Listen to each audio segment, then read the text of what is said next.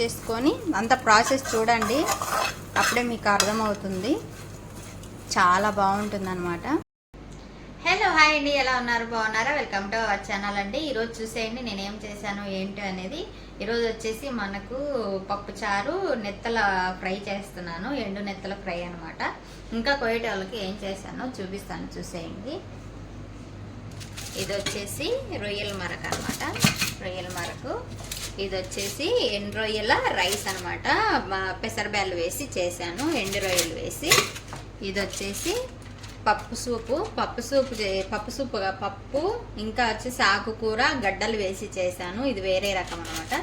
మామూలుగా అయితే ఆకుకూర సూప్లో నేను పప్పు వేయను కదా, పప్పు వేయకుండా చేస్తాను. కానీ ఈరోజు పప్పు వేసి చేశాను, ఎందుకంటే ఎక్కువ క్వాంటిటీ చేస్తున్నాను, టేస్టీగా ఉండాలి. వేరే వాళ్ళు చనిపోయి ఉంటే వాళ్ళకి ఫాతాకి ఇచ్చి పంపించాను అనమాట. ఎక్కువ చేసి పంపిమని చెప్పింది మేడము, అందుకని ఎక్కువ క్వాంటిటీ చేశాను. కొద్దిగా మనకి ఇంట్లోకి తీసాను అంతే. చూసేయండి సామాన్లు, ఇక్కడ సామాన్లు అక్కడ ఉన్నాయి కదా, పెద్ద చెరువుకి చేశాను అనమాట. కింద ఉంది కదా, అవి వాటిల్లో చేశాను అనమాట. చూడండి సామాన్లు అన్నీ అట్లే ఉన్నాయి. టైం ఎంత అయింది చూసేయండి.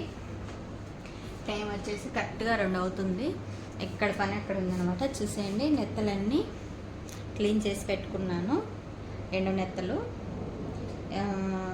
నత్తలు కాదండి, నెత్తలు చేపలు ఇవి, ఎండు నెత్తలు. ఇవి ఇప్పుడు క్లీన్ చేసి పెట్టాను. ఇవి ఇప్పుడు మనం ఫ్రై చేసుకున్నాం. ఎలా ఫ్రై చేసేసి చూపిస్తాను, చూసేయండి. ఫస్ట్ అయితే ప్యాన్ పెట్టేశాను. ఇప్పుడు ఆయిల్ వేస్తున్నాను, సరిపడా ఆయిల్ వేయాలి. ఇవి ఆయిల్లో మనం ఫ్రై చేసుకున్నాం. బాగా క్రిస్పీగా ఫ్రై చేసుకోవాలన్నమాట. అప్పుడే పప్పుచారులోకి బాగుంటుంది. చిప్స్ లాగా తినొచ్చు, చాలా బాగుంటాయండి. నాకు బాగా ఇష్టం ఎండు చేపలు ఇలా ఫ్రై చేసుకొని పప్పులోకి కానీ, పప్పుచారులోకి కానీ, రసంలోకి కానీ, పచ్చళ్ళకి, పప్పులేకి, అన్నిటిలోకి బాగా లైక్ చేస్తాను నేను.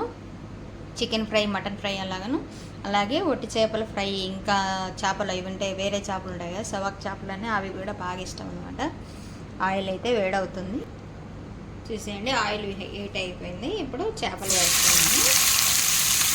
నీట్గా బాగా తల తోక అంతా తీసేసి బాగా వాష్ చేసుకోవాలండి, లేదంటే అంతా నీసు వాసన ఉంటుంది. అంతా నీట్గా చూడండి, ఎంత తెల్లగా క్లీన్ చేసుకున్నాను. వీటిని ఇప్పుడు మనం బాగా ఫ్రై చేసుకున్నాం అండి. బాగా కలిపెట్టుకున్నాను. బాగా హై ఫ్లేమ్లో బాగా ఫ్రై చేసుకోవాలి. మొత్తం క్రిస్పీగా ఫ్రై అవ్వాలన్నమాట, అప్పుడే టేస్టీగా ఉంటాయి ఇవి. దీంట్లో ఆల్రెడీ ఉప్పు ఉంటుంది కాబట్టి నేను ఉప్పు వేయలేదు. చూసేయండి, ఇవి కొద్దిగా ఫ్రై అయిన తర్వాత కరివేపాకు, కొద్దిగా పసుపు కూడా వేస్తాను. కరివేపాకు వేయడం వల్ల ఏమవుతుందంటే మంచి స్మెల్ వస్తుంది.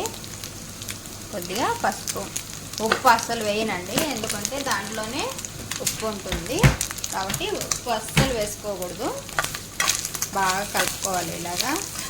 ఇవి క్రిస్పీగా అయ్యేలోపు మన కరివేపాకు కూడా బాగా ఫ్రై అయ్యి క్రిస్పీగా బాగుంటుందండి. దాంట్లో ఫ్లేవరు తినడానికి బాగా ఫ్రై చేసుకోవాలి. చూడండి, బాగా కలర్ చేంజ్ అవుతున్నాయి కదా, బాగా రెడ్గా అవుతాయండి. ఇంకా భలే క్రిస్పీగా ఫ్రై చేసుకోవాలి. అలాని మంట ఎక్కువ పెట్టకూడదు, మాడిపోతాయి. చూడండి, కలర్ చేంజ్ అయినాయి కదా మీరు గమనించినట్లయితే. ఇంకా నేను తెల్లగడ్డ పేస్ట్ వేయలేదు, కారపొడి వేయలేదు, లాస్ట్లో వేస్తాను అనమాట. బాగా ఫ్రై అయిన తర్వాత లాస్ట్లో వేస్తాను.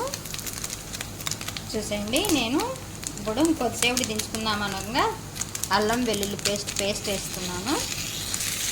దీన్ని బాగా కలుపుకుంటూ ఫ్రై చేసుకోవాలి. మొత్తము అన్నిటికీ పట్టాలన్నమాట. మంచి టేస్ట్ వస్తుందండి దీనివల్ల, అల్లం తెల్లగడ్డ పేస్ట్ వేయడం వల్ల చాలా బాగుంటుంది టేస్ట్. అన్నంలో కలుపుకొని కూడా తినచ్చు, మిరపొడిలాగా, అంత బాగుంటుంది అనమాట.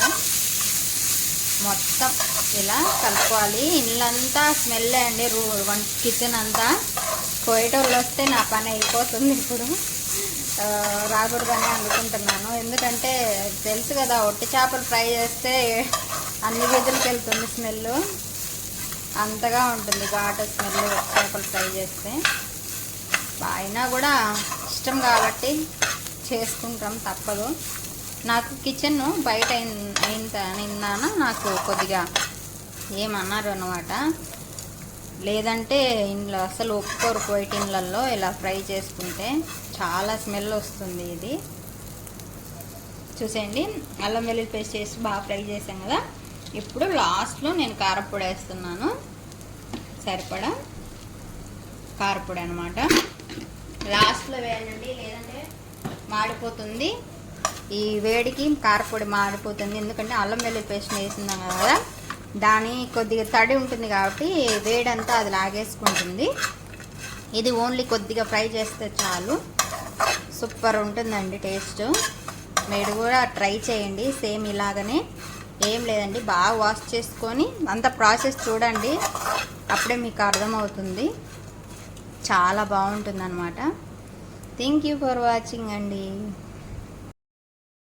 చూసేయండి, నెత్తల ఫ్రై కూడా అయిపోయింది. ఇది పప్పుచారు ఇంకా వైట్ రైస్ వంట అయితే అయిపోయింది. ఫుల్ వీడియో చూడండి, ఓకేనా? థ్యాంక్ యూ ఫర్ వాచింగ్ అండి.